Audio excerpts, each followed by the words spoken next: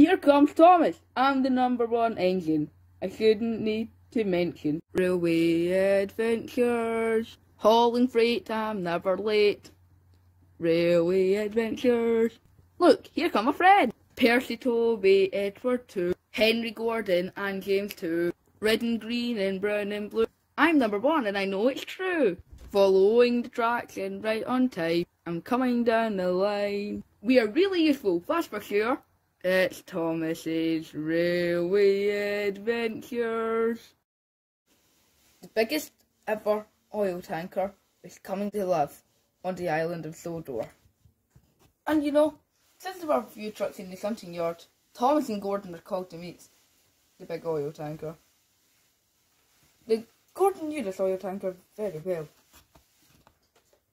And Gordon did not like this oil tanker. Why do you not like him, Gordon? Asked Thomas. Oh, said Gordon.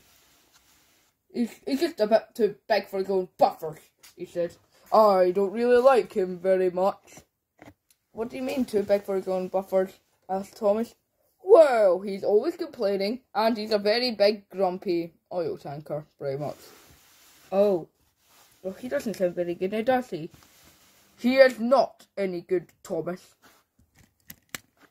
Then watch this, I'm getting a fat controller because I just have the job. Gordon, I want you to take the oil tanker out of the yard. It is a refill of oil. Gordon looked at Thomas to say, I told you so.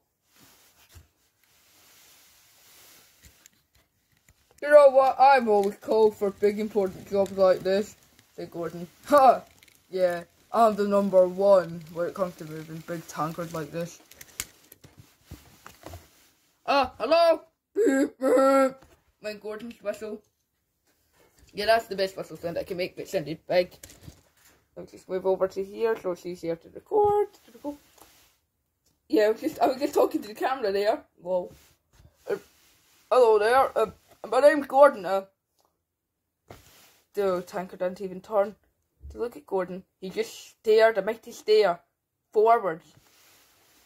I said, hello there, big tanker, smiled Gordon.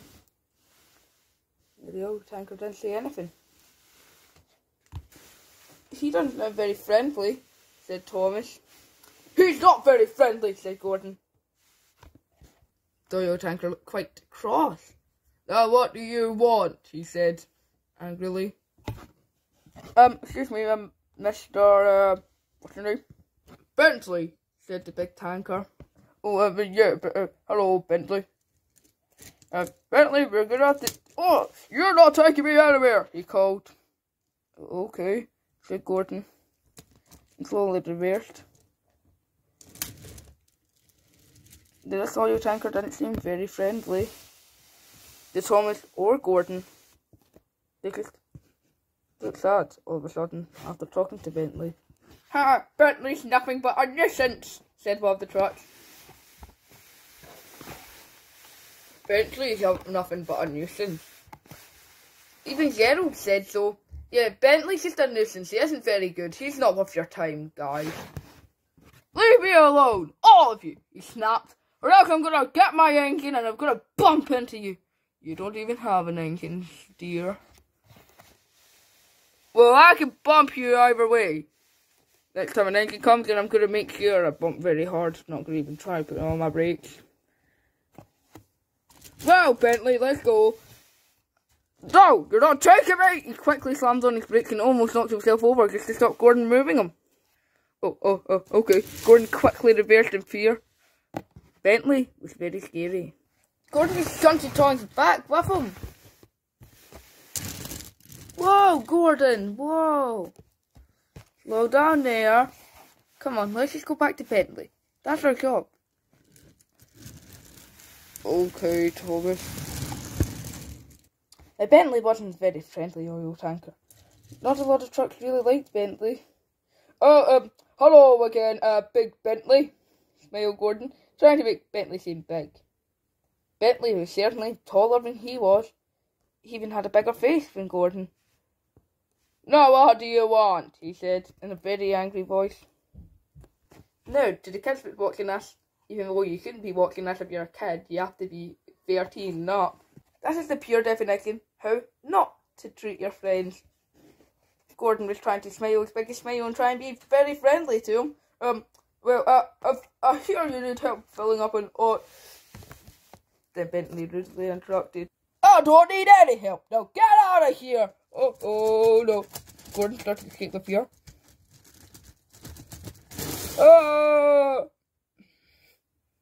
Bentley wasn't very friendly. Nobody liked Bentley. Bentley was a bully, and he didn't like it. Meanwhile, at the sheds, Thomas and Gordon came back. They didn't even move Bentley. Well, said Edward, how was your day? I'm sure you and Bentley got on brilliantly, didn't you? Gordon didn't reply. He faced away. He didn't even want to be reminded of Bentley. Thomas didn't want to say if Bentley had been rude or had upset Gordon. But, you know, he had to lie about him. Well, he was an interesting sort of guy. A very not normal behaviour, said Thomas. And that is true. He tried his best not to lie, but that's definitely not a lie. Gordon just still stayed in the shed, feeling very sad with himself. Well, Thomas, said Edward, an engine always does what's best for another engine out there, especially if it's a truck or a piece of rolling stock. You're right, Edward, and I should go talk to this Bentley. See you soon. Thomas wanted to go talk to Bentley to make Gordon feel better. No, Thomas! The turntable quickly turned and Gordon sped out and almost derailed. No, Thomas! Don't talk to Bentley! Don't talk to Bentley! I don't want to hear anything about him again. Edward felt really bad for Gordon. He'd never heard Gordon act this way before. Oh, poor Gordon. I hope his problem gets resolved soon. Bentley, wheezed Thomas. I just want to tell you, your behaviour today, unacceptable, said Thomas. And Thomas came towards him and he meant business, all right. Bentley felt very cross with Thomas to try and come and interfere with his privacy. Well, what do you want? Little blue puffball. Little blue puffball? Little blue puffball? Who are you calling little blue puffball? Said Thomas and give him a bump. Oh. Said Bentley. Now you get out of here. Nobody needs you and your no good pal, Big Blue. Big Blue's my friend, said Thomas. I mean, Gordon's my friend. Well, he isn't a very good friend. Neither are you, said Thomas, and raced away. Gordon was feeling very sad when the Fat Controller came up in the emergency shop for him. Gordon, he said, very sternly. Yes, sir, said Gordon. There's a storm on the way. You've got to make sure that everyone in the yard is okay. The yard, said Gordon. The yard, he repeated again. No, not the yard. I don't like the yard. Gordon, you used to love being in the yard. Why are you acting this way? Because of that rotten truck, said Thomas. That rotten tanker seemed to be a bully to Gordon. Oh, I see. Oh. Well, Gordon, a good engine on Sodor Railway always does best for its other fellow tankers. Engines, trucks, rolling stock, coaches, carriages, anything we've got to do its best. Gordon knew that it was an emergency job, and he couldn't let anyone down. Okay, sir. Could you move, please, Thomas? Oh, sure, said Thomas. He moved on to the siding to let Gordon by. Now, by the time Gordon arrived at the yard, dark storm clouds filled the sky. You could see some of the trucks were rolling backwards and forwards. Gerald, he called, and bumped his old friend. Well, not his old friend, but you know the idea. He bumped Bentley out of the way. Are you alright? Yes, I'm sure I can keep the trucks supported here, he said. The storm was starting to kick in now. I'm scared of storms, Don't worry, said Gordon, reassuring his friend. Well, he's not friend in the truck, but you get the idea. The storm will be over soon. You'll be okay. So as we got Gerald here. As Gordon was puffing away, something very horrible happened. Bentley's brakes snapped and he started rolling away in the storm. The storm was so strong it was able to move Bentley's brakes snapped earlier after the bump that Thomas had given him.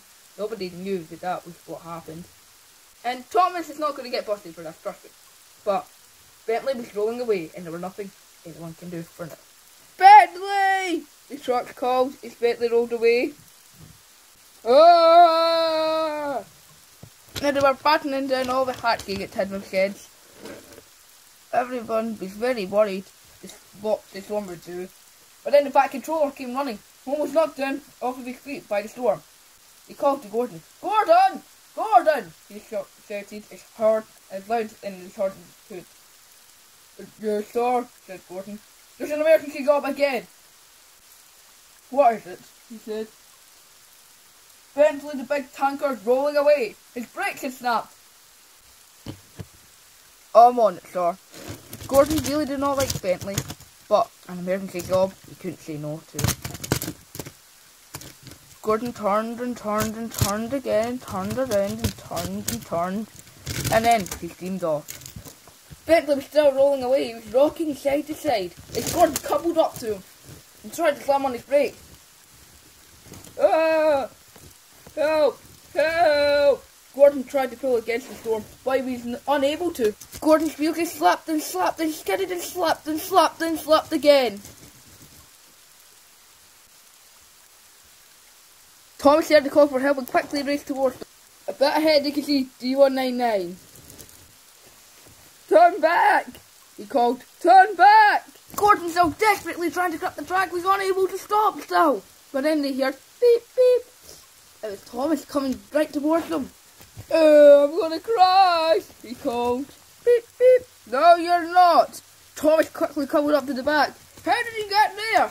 I don't know, but I found a way. Thomas quickly slammed on the brakes and started pushing against the big oil tanker. Gordon was helping too. Now this was a very hard job for the two of them to do. Thomas pushed and pushed with all his might. It was hurting them so much. They all shut their eyes, expecting for the worst, but Thomas stopped just in time. Then Gordon was able to pull straight. Gordon gave 3 big blasts from his whistle. Yay! Woohoo, Thomas! He called. Then Thomas blasted 3 more. Well done, Gordon. Everyone was safe. Phew. Well, everyone except D199, he had to be lifted back onto the track, of course, because of the storm that derailed him. But never mind about that for now. Now the storm has passed. Thomas is shunting him back into his spot. They moved the other trucks a bit further down into the sheds. The storm was over. You know, said Gordon, I learned a very big lesson today, Thomas. You may be a little tiny blue engine, but you're just as brave as the biggest of us. I can punch from here as well, called a voice. It was Bentley. The 2 engines were very surprised. Bentley was speaking to them. And even shocking sight of all, Bentley was smiling. You know, I would have just been a bunch of rods and rails without you both. You know, you will both be big fellas to me. He smiled. You know what, I think Thomas and Gordon's made a good friend in Bentley. And Bentley started to tell one of his old stories to Thomas and Gordon. And, you know, I'm glad to see that Gordon's now feeling better about the whole bully situation. And I think it's safe to say that they're all now really good friends.